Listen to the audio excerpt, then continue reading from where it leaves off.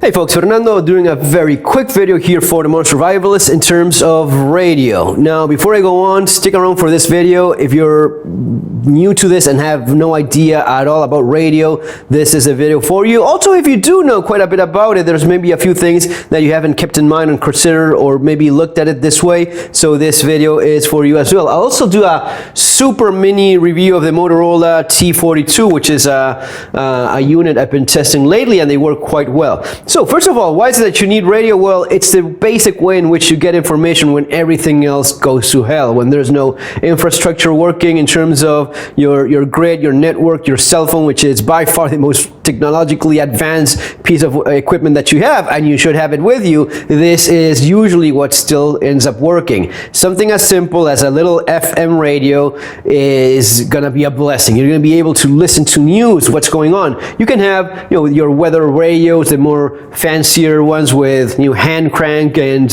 solar panels. I'm gonna be doing a couple reviews of those later on, but at least a little basic radio like this is gonna be huge in terms of gathering information when nothing else basically works. Okay, now then you have the transceivers, the famous walkie-talkies, the units that allow you to send and receive information when you're talking with someone else. Now you have a couple of these here, and you see quite obvious differences. These look like bigger, fancier, with more buttons and more stuff going on. These would be your ham radios, FHF, UHF, ultra high frequency, very high frequency radios. And then you have these ones that look almost like little toys. And in fact, many of them actually are. They're pretty much the same thing with maybe a cartoon, Disney label or whatever, but they're still radios. What's the big difference between these and these? Well, these require no license to operate in most countries. These are your FRS family radio service,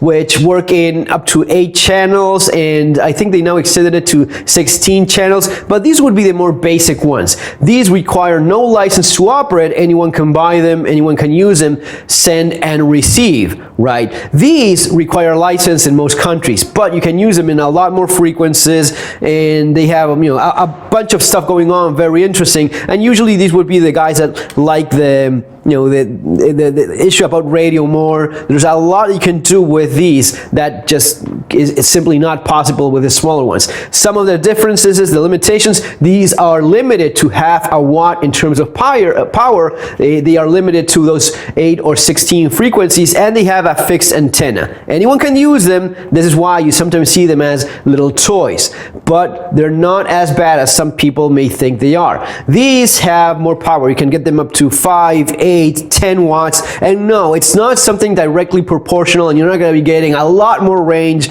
just because you have more power. You do have the removable antenna. You can get a nicer, bigger antenna. That may help quite a bit, but again, not the most important thing. Here's where a lot of people think that these are just toys and this is a real deal. The real deal is actually information and knowing what you can do with this. Now, the truth about the licensing thing is you can still buy your Baofeng. This is one of the more popular models, UV5R. You can still buy it, you can still use it to some extent, and most of all, you can still listen all you want. You cannot transmit, you cannot push the push to talk button unless you have a license for it, but there's a very important exception for that, which is unless there's an emergency. So you're in La Palma where a volcano is erupting, you can use it without a license. No one's going to be checking if you have the license if you use it in the middle of the volcano eruption. Same thing for a car accident, which is just hasn't got to be something so drastic. So if you have an accident or if you get lost while hiking, that would also constitute an emergency, and even without a license, you can still use it. So that's why even for, especially for survival and preparedness, you should have, or you may want to consider getting one of these. I would really encourage you to start with these though. These are super simple, and simplicity is a blessing at times, especially if you have kids that may get confused with all the buttons, the different frequencies and channels. This, you just turn it on, everyone is on the same frequency, in the same channel, and you just use it right away. You can communicate these two just the same. You can just turn this on and, right? Channel mode.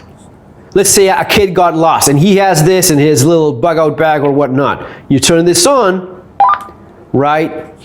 and he knows that he has to turn it on, and he can just push and talk. And you're going to be listening on your Baofeng if you have the same frequency, okay?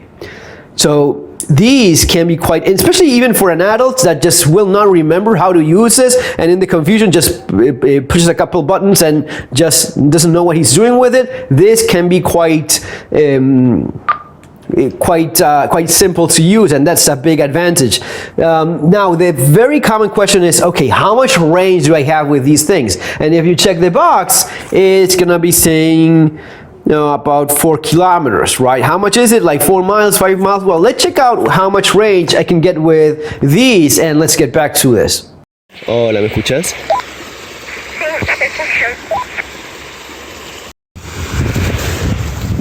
Hola, hola, ¿me escuchás? Cambio.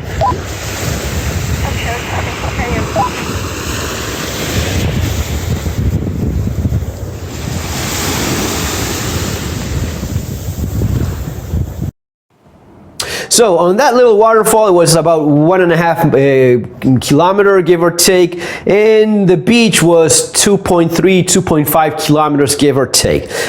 This is really not all that bad. You know, it's quite useful if you have a situation where a kid got lost, maybe in a crowd, maybe in a wooded area. You just pick it up, push the button, and start transmitting, and you're going to be communicating with that person. So they're really a lot better than people give them credit for. Even some of the toy ones, this is very interesting, some of the toys are basically the same thing, but with a different skin, because they market it as a toy. But they're quite useful, and there's differences. This being a toy that I've had for several years, it works just fine, but the reviews are all not that good. So I'll leave the links below for Amazon for some of these things that I think you should consider getting. And yes, it's from the affiliate program, so I do get a small cut. Doesn't change at all the price, but it helps the channel, and that's quite appreciated.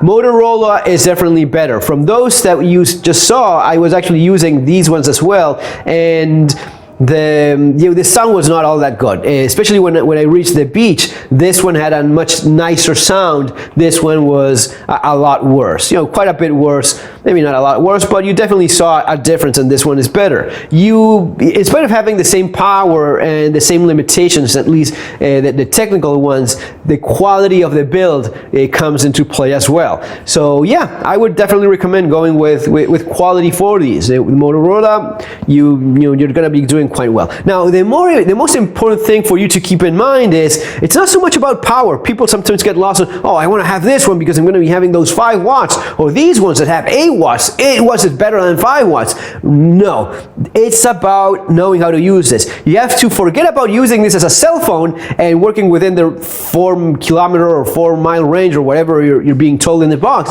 and understand that this works in terms of line of sight. That means that if someone is standing on a hill and you have someone else standing on another hill and they are within a straight line of sight, even if you don't actually see that guy, you're going to be having better reception and better transmission. You're going to be talking with people a lot further away than you imagine. If it's a flat terrain and there's good weather conditions, it may be 5, 10, 20 kilometers, 20 miles. It may surprise you how far you can reach with these very cheap little units. They're just great for that sort of thing. But you have to change your mentality. You have to understand that, okay, I'm going to be getting into position, maybe climbing up a building, because if you use this in the middle of the city, maybe you just cannot reach even 2 or 3 blocks away. Going through concrete, more power is going to be helping you, but not nearly as much as getting yourself in the right position. So you have to understand how this works, and your family needs to understand how this works. If someone gets lost, you want to get into a higher position so as to have a better range. But if someone is on one side of the hill and you have someone else on the other one, you may not receive any reception at all, nothing, right? While on the other hand, if you're standing on a hill, the other one is on high ground as well, you may have a lot. I was watching a video from a guy in France. He had a conversation with someone that was 400 kilometers away. That is a long distance. Imagine talking with someone 400 miles away, but of course he was like he was in France in like a hill, and he was just in the coast, and there was a guy in an island on the other side, but he was transmitting and receiving with a PMR 446, a family radio service, one of these little units with half a watt and a little fixed antenna. These can be quite useful if you know how to use these.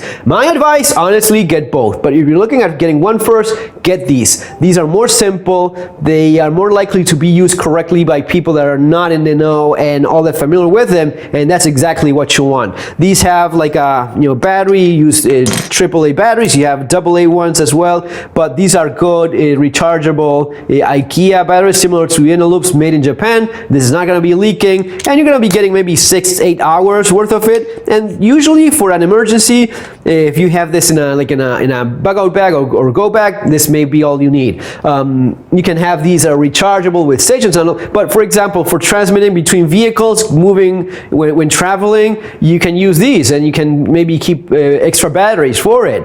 If you're bugging out with other people, you communicate between vehicles with this. If you're hiking, you communicate with this as well. These can be quite useful, and you don't have to always focus on the more complex, fancier stuff. Nothing fancy about a Baofeng. These go for like 20-25 bucks in Amazon. Again, leaving the links there, and these are not all that different in terms of price, but in terms of the licensing, yes, that's a difference, and in terms of simplicity, that can be a big plus as well. See you on the next video, folks. Have an awesome day. Take care.